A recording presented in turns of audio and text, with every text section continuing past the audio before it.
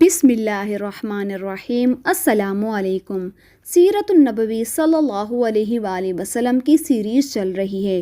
پچھلی ویڈیو میں ہم نے آپ کو بتایا کہ حضور صلی اللہ علیہ وآلہ وسلم کو اللہ تعالیٰ کی طرف سے اجازت ملنے پر حضور صلی اللہ علیہ وآلہ وسلم نے ہجرت کی تیاری کی اور اپنے بستر پر حضرت علی کو لٹا کر وہ ہجرت کے لیے روانہ ہوئے۔ حضور صلی اللہ علیہ وآلہ وسلم کو حضرت جبرائیل علیہ السلام نے یہ بتا دیا تھا کہ کفار مکہ نے اس بار حضور صلی اللہ علیہ وآلہ وسلم کو قتل کرنے کی سازش کر لی ہے۔ اب حضور صلی اللہ علیہ وآلہ وسلم کو ہجرت کے سفر پر روانہ ہونا تھا۔ انہوں نے حضرت جبرائیل علیہ السلام سے پوچھا، میرا ساتھ دوسرا ہجرت کرنے والا ساتھی کون ہوگا؟ جواب میں حضرت جبرائیل علیہ السلام نے کہا کہ ابو بکر صدیق ہوں گے۔ حضور صلی اللہ علیہ وآلہ وسلم اس وقت تک چادر اوڑھے ہوئے تھے۔ اسی حالت میں حضرت ابو بکر صدیق کے گھر پہنچے۔ دروازے پر دستک دی تو حضرت اسما نے دروازہ کھولا اور حضور صلی اللہ علیہ وآلہ وسلم کو دیکھ کر اپنے والد حضرت ابو بکر صدیق کو بتایا کہ رسول صلی اللہ علیہ وآلہ وسلم آئے ہیں اور چادر اوڑھے ہوئے ہیں۔ یہ سنتے ہی ابو بکر صدیق بول اٹھے، اللہ کی قسم، اس وقت آپ صلی اللہ علیہ وآلہ وسلم یقیناً کسی خاص کام سے ہی تشریف لائے ہوں گے۔ پھر انہوں نے آپ صلی اللہ علیہ وآلہ وسلم کو اپنی چارپائی پر بٹھایا۔ آپ صلی اللہ علیہ وآلہ وسلم نے ارشاد فرمایا، دوسرے لوگوں کو یہاں سے اٹھا دو۔ حضرت ابو بکر صدیق نے حیران ہو کر عرض کیا، اے اللہ کے رسول، یہ تو سب میرے گھر والے ہیں۔ اس پر بھی آپ صلی اللہ علیہ وآلہ وسلم نے فرمایا، مجھے ہجرت کی اجازت مل گئی ہے۔ ابو بکر فوراً بول اٹھے، میرے ماں باپ آپ پر قربان، کیا میں آپ کے ساتھ جاؤں گا؟ جواب میں حضور صلی اللہ علیہ وآلہ وسلم نے ارشاد فرمایا، ہاں تم میرے ساتھ جاؤ گے۔ یہ سنتے ہی مارے خوشی کے حضرت ابو بکر صدیق رونے لگے۔ حضرت عائشہ صدیقہ فرماتی ہیں، میں نے اپنے والد کو روتے دیکھا تو حیران ہوئی، اس لیے کہ میں اس وقت تک نہیں جانتی تھی کہ انسان خوشی کی وجہ سے بھی رو سکتا ہے۔ پھر حضرت ابو بکر صدیق نے عرض کیا، اے اللہ کے رسول، آپ پر میرے ماں باپ قربان، آپ ان دونوں اونٹنیوں میں سے ایک لے لیں، میں نے انہیں اسی سفر کے لیے تیار کیا ہے۔ اس پر حضور صلی اللہ علیہ وآلہ وسلم نے فرمایا، میں یہ قیمت دے کر لے سکتا ہوں۔ یہ سن کر ابو بکر صدیق رونے لگے اور عرض کیا، اے اللہ کے رسول، میرے ماں باپ آپ پر قربان، میں اور میرا سب مال آپ ہی کا ہے۔ حضور صلی اللہ علیہ وآلہ وسلم نے ایک اونٹنی لے لی۔ بعض روایتوں میں آتا ہے کہ حضور صلی اللہ علیہ وآلہ وسلم نے اونٹنی کی قیمت بھی دی تھی۔ اس اونٹنی کا نام کسوہ تھا۔ یہ آپ صلی اللہ علیہ وآلہ وسلم کی وفات تک آپ کے پاس ہی رہی۔ حضرت ابو بکر صدیق کی خلافت میں اس کی موت واقع ہوئی۔ سیدہ عائشہ صدیقہ فرماتی ہیں کہ ہم نے ان دونوں اونٹنیوں کو جلدی سفر کے سامان کے ساتھ تیار کیا۔ چمڑے کی ایک تھیلی میں کھانے پینے کا سامان رکھا۔ حضرت اسما نے اپنی چادر پھاڑ کر اس کے ایک کونے سے ناشتے کی تھیلی باندھ دی، دوسرے حصے میں انہوں نے پانی کے برتن کا منہ بند کر دیا۔ اس پر حضور صلی اللہ علیہ وآلہ وسلم نے ارشاد فرمایا، اللہ تعالیٰ تمہاری اس اوڑھنی کے بدلے میں جنت میں تمہیں 2 اوڑھنیاں دے گا۔ اوڑھنی کو پھاڑ کر 2 کرنے کے عمل کی بنیاد پر حضرت اسما کو ذات الناطقین کا لقب ملا، یعنی کہ 2 اوڑھنیوں والی۔ یاد رہے کہ ناطق اس دوپٹے کو کہا جاتا ہے جسے عرب کی عورت کام کے دوران کمر کے گرد باندھ لیتی ہے۔ پھر رات کے وقت حضور صلی اللہ علیہ وآلہ وسلم حضرت ابو بکر کے ساتھ روانہ ہوئے اور پہاڑ ثور پر پہنچے۔ سفر کے دوران کبھی حضرت ابو بکر صدیق حضور صلی اللہ علیہ وآلہ وسلم کے آگے چلنے لگتے تو کبھی پیچھے۔ حضرت صلی اللہ علیہ وآلہ وسلم نے دریافت فرمایا، ابو بکر ایسا کیوں کر رہے ہو؟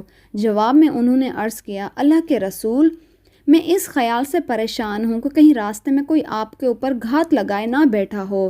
اس پہاڑ میں ایک غار تھی۔ دونوں غار کے دھرانے تک پہنچے تو حضرت ابو بکر نے عرض کیا، قسم ہے اس ذات کی جس نے آپ کو حق دے کر بھیجا ہے، آپ ذرا ٹھہریے، پہلے غار میں داخل ہوں گا۔ اگر غار میں کوئی موذی کیڑا ہوا تو وہ کہیں وہ آپ کو نقصان نہ پہنچا دے۔ چنانچہ حضرت ابو بکر صدیق غار میں داخل ہوئے۔ انہوں نے غار کو ہاتھ سے ٹٹول کر دیکھنا شروع کیا۔ جہاں کوئی سوراخ ملتا اپنی چادر سے ایک ٹکڑا پھاڑ کر اس کو بند کر دیتے۔ اس طرح انہوں نے تمام سوراخ بند کر دیے، مگر ایک سوراخ رہ گیا اور اسی میں سانپ تھا۔ حضرت ابو بکر صدیق نے اس سوراخ پر اپنی ایڑی رکھ دی۔ اس کے بعد حضور صلی اللہ علیہ وآلہ وسلم غار میں داخل ہوئے۔ ادھر سانپ نے اپنے سوراخ پر ایڑی دیکھی تھی، اس پر ڈنگ مار دیا۔ تکلیف کی شدت سے حضرت ابوبکر صدیق کی آنکھوں سے آنسو نکل پڑے، لیکن انہوں نے اپنے منہ سے آواز نہ نکلنے دی، اس لیے کہ اس وقت حضور صلی اللہ علیہ وآلہ وسلم ان کے زانوں پر سر رکھ کر سو رہے تھے۔ حضرت ابوبکر صدیق رضی اللہ تعالیٰ عنہ نے سانپ کے ڈسنے کے باوجود بھی اپنے جسم کو ذرا سی بھی حرکت نہ دی اور نہ ہی آواز نکالی کہ کہیں حضور صلی اللہ علیہ وآلہ وسلم کی آنکھ نہ کھل جائے۔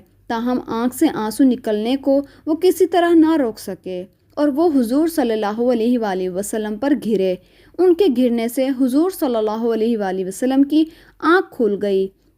آپ صلی اللہ علیہ وآلہ وسلم نے حضرت ابوبکر صدیق رضی اللہ تعالیٰ عنہ کی آنکھوں میں آنسو دیکھے تو پوچھا، ابوبکر کیا ہوا ہے؟ انہوں نے جواب دیا، آپ پر میرے ماں باپ قربان، مجھے سانپ نے ڈس لیا ہے۔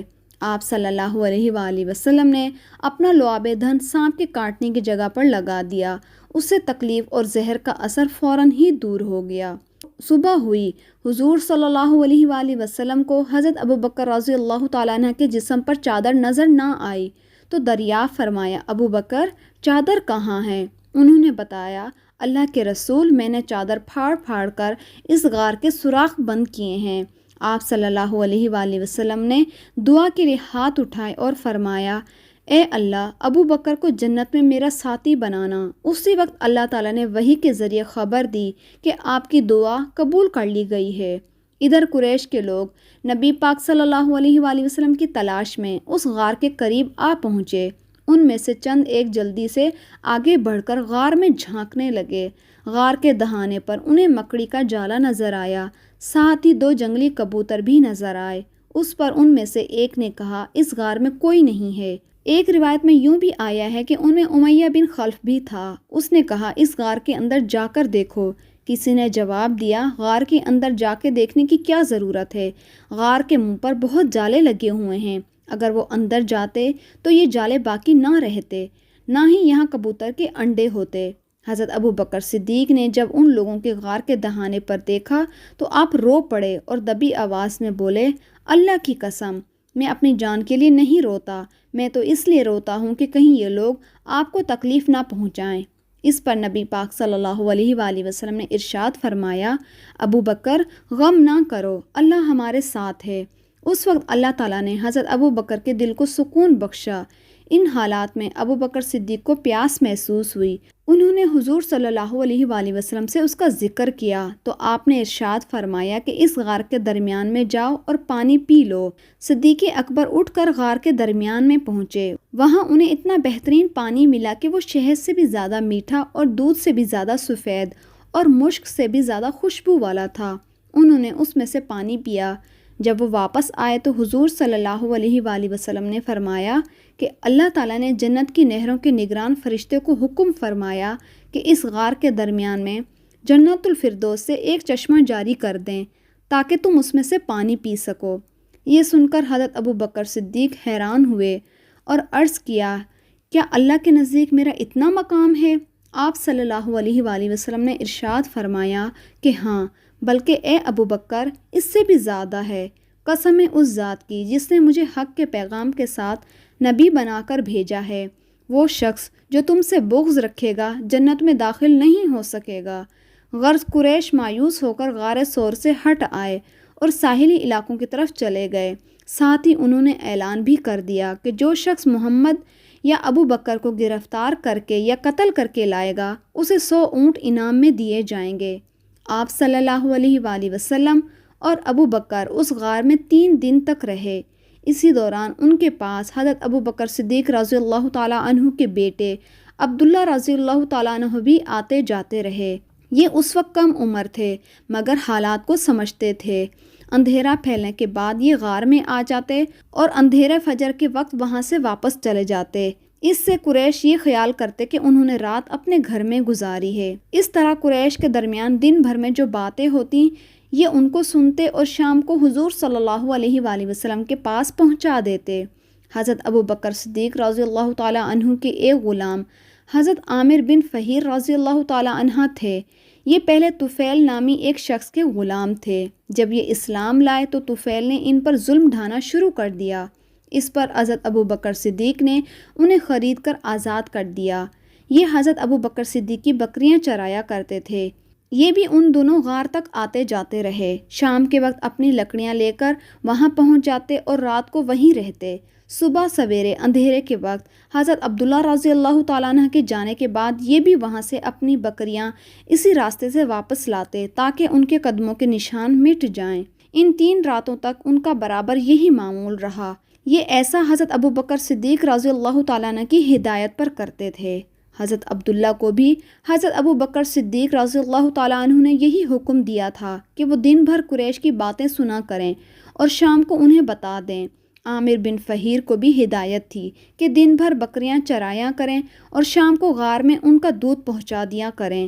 حضرت ابوبکر صدیق رضی اللہ تعالیٰ عنہ کی بیٹی اسما رضی اللہ تعالیٰ عنہا بھی شام کے وقت ان کے لیے کھانا پہنچاتی تھیں۔ ان 3 کے علاوہ اس غار کا پتہ کسی کو بھی نہیں تھا۔ 3 دن اور 3 راتیں گزرنے پر آپ صلی اللہ علیہ وآلہ وسلم نے حضرت اسما رضی اللہ تعالیٰ عنہ سے فرمایا، اب تم علی کے پاس جاؤ، انہیں غار کے بارے میں بتاؤ اور ان سے کہو وہ کسی رہبر کا انتظام کرتے ہیں۔ آج رات کچھ پہر گزرنے کے بعد وہ رہبر یہاں آ جائے۔ چنانچہ حضرت اسما سیدھی حضرت علی رضی اللہ تعالیٰ عنہ کے پاس آئیں۔ انہوں نے آپ صلی اللہ علیہ وآلہ وسلم کا پیغام دیا۔ حضرت علی رضی اللہ تعالیٰ عنہ نے فوراً اجرت کا ایک رہبر کا انتظام کیا۔ اس کا نام عریقت بن عبداللہ تھا۔ یہ رہبر رات کے وقت وہاں پہنچا۔ نبی پاک صلی اللہ علیہ وآلہ وسلم نے جو ہی اونٹنی کے بلبلانے کی آواز سنی، آپ فوراً ابوبکر صدیق کے ساتھ غار سے نکل آئے اور رہبر کو پہچان لیا۔ آپ صلی اللہ علیہ وآلہ وسلم اور حضرت ابوبکر صدیق اونٹوں پر سوار ہو گئے۔ اس سفر میں حضرت ابوبکر صدیق نے اپنے بیٹے عبداللہ رضی اللہ تعالیٰ عنہ کے ذریعے اپنے گھر سے وہ رقم بھی منگوا لی جو وہاں موجود تھی۔ یہ رقم 4 یا 5 ہزار درہم تھی۔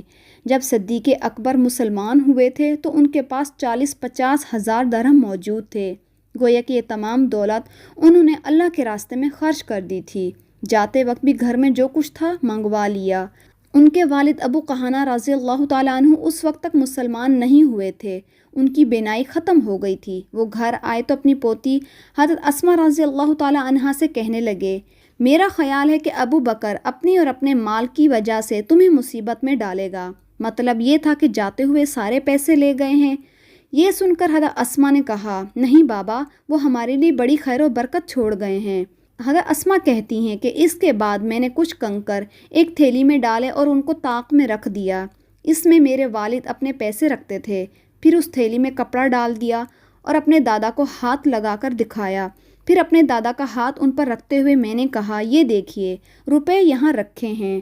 ابو قحانہ رضی اللہ تعالیٰ عنہ نے اپنا ہاتھ رکھ کر محسوس کیا اور بولے، اگر وہ یہ مال تمہارے لیے چھوڑ گئے ہیں تب فکر کی کوئی بات نہیں، یہ تمہارے لیے کافی ہے۔ حالانکہ حقیقت یہ تھی کہ والد صاحب ہمارے لیے کچھ بھی نہیں چھوڑ گئے تھے۔